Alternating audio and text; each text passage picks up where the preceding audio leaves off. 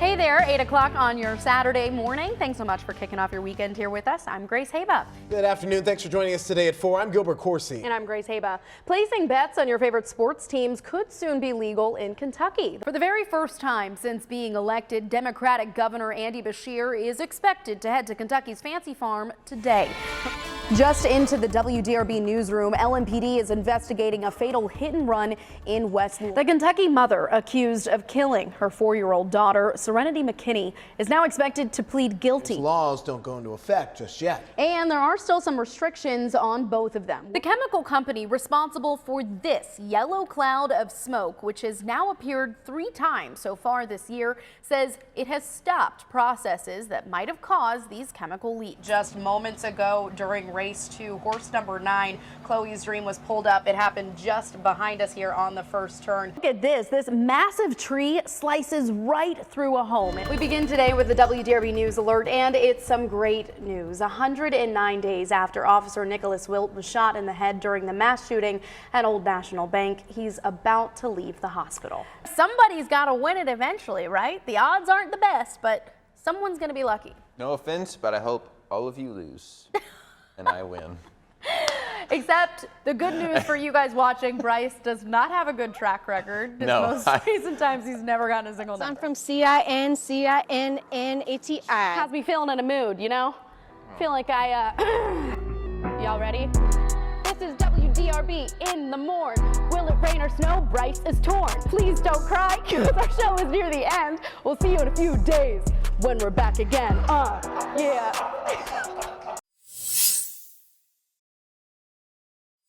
With sounds of construction and cars passing through, the corner of 2nd and Market in downtown Louisville looks different than it did 1 year ago. And though they're now hundreds of miles away, the memory of what happened here is still just as fresh for one family. It's been the longest year ever, like I can imagine. It doesn't seem real, I mean, to me, that he's not here, like he's not coming back. At 42 years old, Trey Jones passed away after he and his family were hit by a car on July 5th, 2022. Police say the man who hit them had taken drugs before getting behind the wheel. Trey's wife, Amy, and daughter, Ava, were severely injured. As they continue to heal, both physically and emotionally, I sat down with the family to hear how they're doing 1 year without Trey. I'm still, I don't know if I really came to terms with it, that he's gone. He was a father. I'm wearing his hoodie right now, and it's like, oh, I wish, like, you know, I could call my dad and tell him how college is going. He was a best friend. It makes me feel sad because I know when I go out to play with some friends and come back, it's not going to be here. He was a mentor. I find myself lately just like I'll think I need to call someone for help, and then I'm like, I don't know who to call. For the Jones family, living without Trey will never be normal. It's been weird, and you know, I think it's going to stay weird until we get used to the new weird. So still having all those firsts, we're almost done with them, but all those firsts without them is hard. Senior night, prom, graduation. He's just missing out on so much. Like Hunter got 3rd at nationals this year in track, and how we were all there, but Trey wasn't, and that would have been something he would have loved to see. The family says most times it's the smallest things that cause some of the deepest pain. Now it's more like just I see deer outside on campus. I'm like, oh, I wish I could send this to my dad. As they continue to process their grief, Ava and Amy say their journey to recover physically is still far from over. I'm like a 5-year-old on the right side of my body, like it's just learning. The two suffered traumatic brain injuries and multiple broken bones, spending weeks fighting for their lives in the ICU. Yellow, blue, green. Relearning how to walk and how to talk. My AC is separated, grade 4. For Ava, it was another surgery just this week, this time on her right shoulder. And for Amy, now I'm back to, where I was, square one. It's more surgeries on her right leg. I was walking for about a month, and now I'm back into the wheelchair and using a walker. As Ava and her mom have grown accustomed to life in and out of hospitals, Since the surgeries and everything, I've been healing from myself. the Iowa University athlete says she's worked to come to terms with the fact that the future she pictured on the court may never come true. Was it hard for you to realize that that dream you once had may not be realistic anymore? Yeah, it is, and it was. Since I've been here, like the first couple of days, it was super hard. Like seeing everybody go out and like learn the game that they play and how they play the game.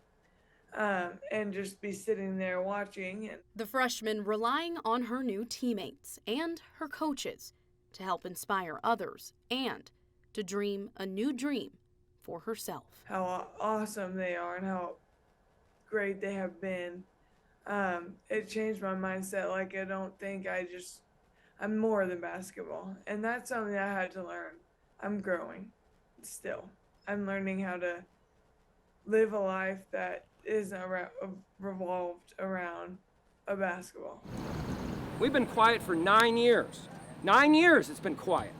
And we were so overdue. Main area. Meteorologist John Gordon from the National Weather Service Louisville office has been surveying storm damage for decades. This is to the south. On Thursday, We've been looking at tree damage, barns, houses. he and his crew worked through Jefferson and Shelby counties, Probably 150-ish yards. analyzing the destruction. We've started with 80, went to 85, 90, now we're up to 95. When walking around, Can we get over there a little bit? Gordon carries two main Get items: into Providence and an you can clearly iPad to see document what he's seeing, it's hitting the edges of the houses. and a binder It goes up to 110, and then 111 is EF2. And I to use cross-reference this on the 28 damage against indicators in 28 here. key 28 indicators. damage indicators on this side of the screen. It goes everything from barns and outbuildings to houses to schools. He keeps an eye out for debris patterns and the direction they go. Clearly, on this line, you could see damage from the north all the way. So far, we've gone to about east-southeast.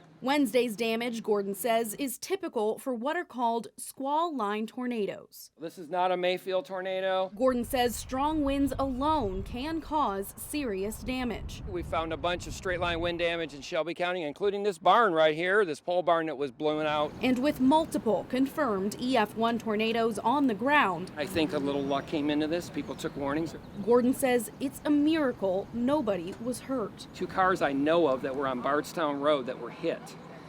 I can't imagine how they're alive. Hoping that good fortune I'd be on my knees thanking someone. will last. I hope it's always in a field in Kansas, but I believe we're going to have a very active severe weather season through the early June. Grace Hayba, WDRB News. For most people, like me, an open door on a plane thousands of feet above the ground is a sign of concern. But for these guys, it's a sign of freedom. Flying.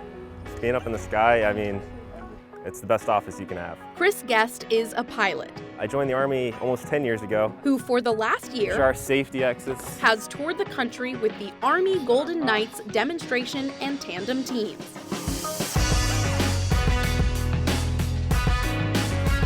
It's something I never dreamed of doing. Flying team members I came to tryouts in 2012. like Staff Sergeant Blake Gaynor, I never even thought it was something I could do. who give ground lovers like me We'll say hot target, you'll be leaning out, and there you go. the chance to see the world from above. I work with WDRB News in Louisville, so super excited to be here. After a quick introduction to the team and a review of safety procedures, These are tight on us. it was time to lace up, gear up, Put this part on just like a jacket for me.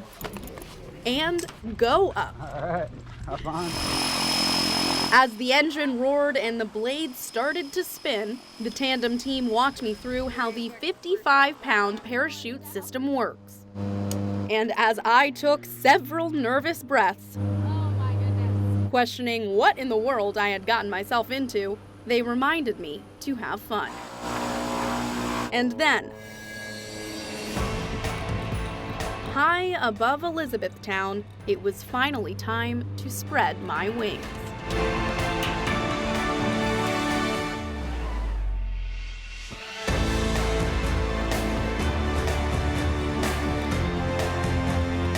And after the fear faded, it became clear as day why these guys say their job is a dream. Being on the demonstration sections was also awesome because you kind of get to like display the skills to the American public. But coming to the tandem section and getting to share the experience with people is awesome. The purpose is to get out there and provide an outreach to the public to recruit, bring that interest in the younger generation into what the Army has to offer. I had seen the Golden Knights perform as a kid at an air show. At the time, they look like superheroes to me. Whether landing in a stadium or a grassy spot beside a runway in E-Town, this group makes the difficult look easy. And while these guys hurry off to get ready for hundreds of more jumps, I'm just thankful for the memories. A lot faster than I thought. Great job. And glad to have my feet back on the ground.